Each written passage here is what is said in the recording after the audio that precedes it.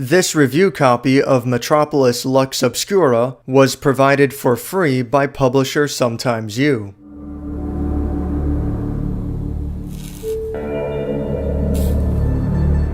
A major complaint I've always had with Bejeweled is that there wasn't enough sex and drugs in the story, a complaint that has thankfully been resolved by Metropolis Lux Obscura.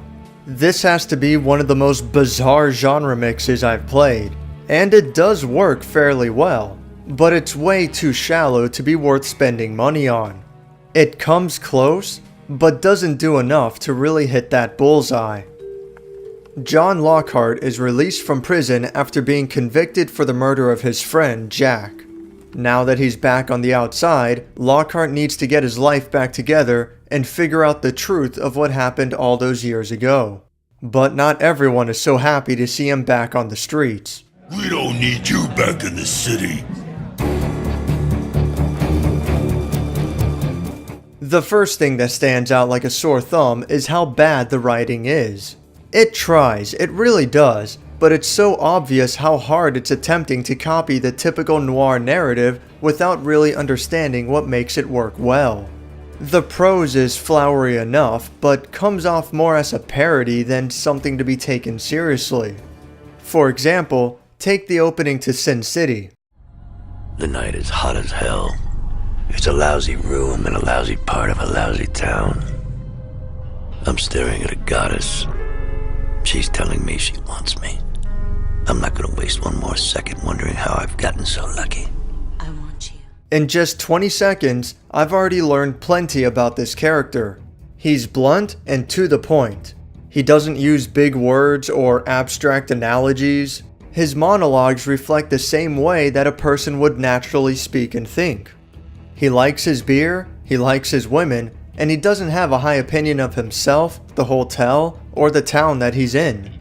This is further elaborated and deepened as the story continues, but this isn't about Sin City, so it's time we got back on topic. In comparison, let's look at the opening for Metropolis. The gentle feel of elusive freedom finally caresses my skin. Like a lover's breath too many years out of my arms. And heaven's angels piss wet on my face. The first impression I get of our protagonist is that Shakespeare just got let out of jail. And heaven's angels piss wet on my face. No one talks like that. Give me a break. Maybe if Lockhart was a writer, or at least had a highly intellectual career, like a detective. It's no coincidence why the stereotypical noir has been popularized by over-the-top comparisons that sound witty and intelligent. They're usually detective stories and murder mysteries with high stakes. So it helps when our hero is someone with a sharp mind so you can rely on him to solve the crime. But that hat is not a one-size-fits-all. Sometimes the characters are meant to be larger than life, and other times it's better if they're relatable. Sometimes a simple story with a little humor is far more effective. The poor dope. He always wanted a pool. Well, in the end, he got himself a pool. Only the price turned out to be a little high. The writing style with Metropolis is at odds with the story because the mystery is slow building and the stakes only rise suddenly right before one of the endings. One prevalent side story has Lockhart escorting a girl to a high-profile client, who she subsequently ends up shooting, so now Lockhart needs to keep her under protection. What happened to finding out about Lockhart's past? And no, this little side story doesn't lead into that at all. Metropolis plays itself off as highbrow, but the writers clearly don't have the experience to make it count where it matters.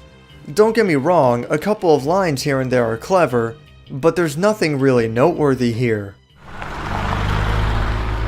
Maybe I should be a professor. I'm always teaching someone a lesson they thought they'd teach me. The voice acting is a pretty similar case.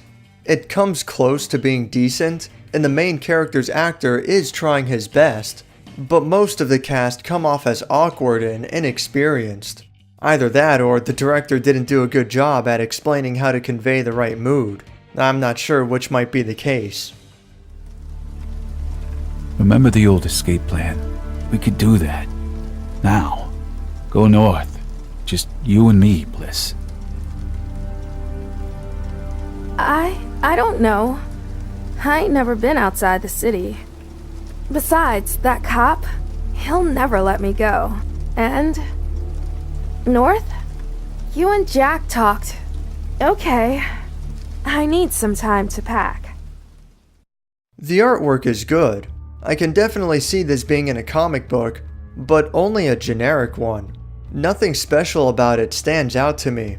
Now that's not a bad thing, of course. When you're on a budget, I can't really blame you for sticking with what works. Which I'm sure was the inspiration to include a gratuitous amount of TNA.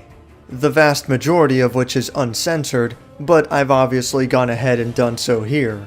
I'm fine with a little fan service, but man, it's like you can't go 10 minutes into the story without tripping over an open breast. It really comes off as pandering and classless rather than using the setting to help further the story. It's more like, well, it's a noir story. One of our characters needs to be a stripper.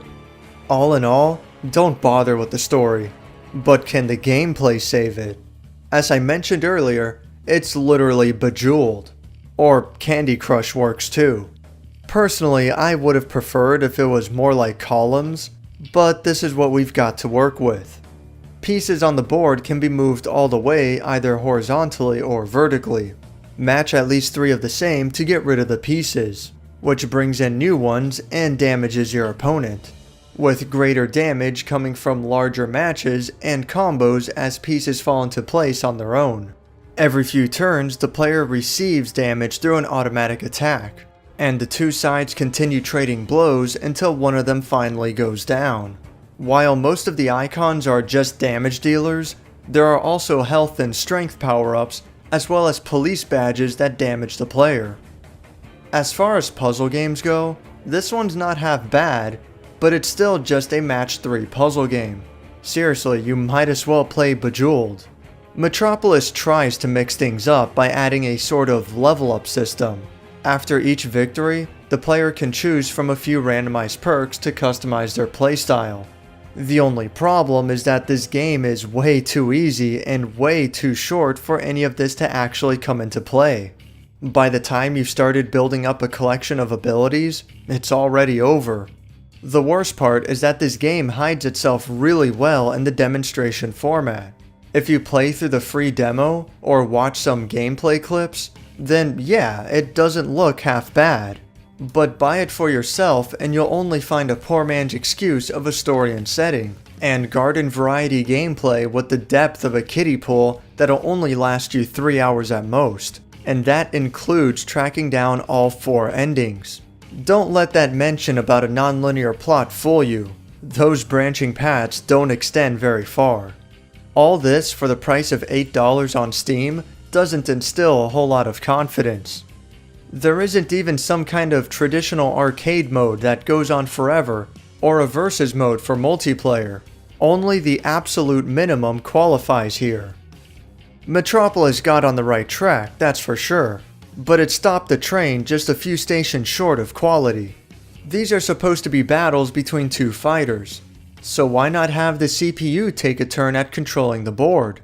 It would open the potential strategies a ton. Not only to set up the player's own combos, but to prevent the computer from taking advantage of theirs. Why not have special abilities that allow control of multiple pieces at once? Or to move and match pieces diagonally when certain conditions have been met? Metropolis plays it as safe as possible, and the short bare-bones story only hurts the game further.